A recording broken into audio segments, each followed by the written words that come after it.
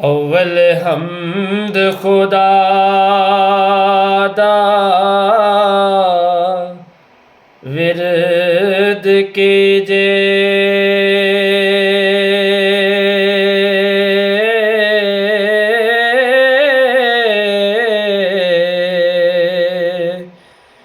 इश्क कीता सो जग दा मोल मियां,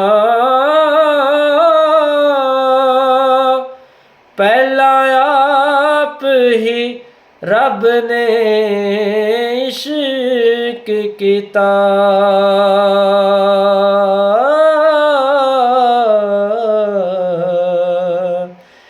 ते माशूक नबी रसूल मियां,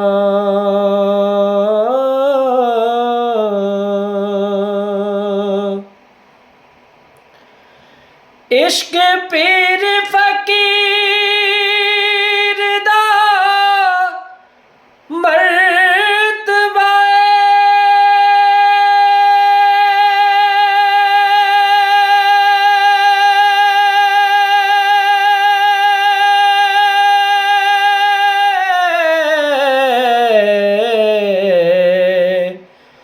मर्द इश्क दा भला रंजोल मियां,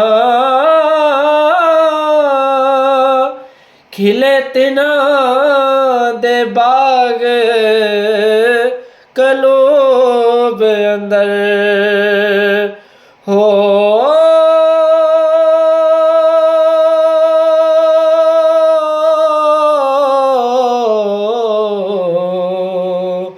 जिना कीता इश्क कबूल मियां।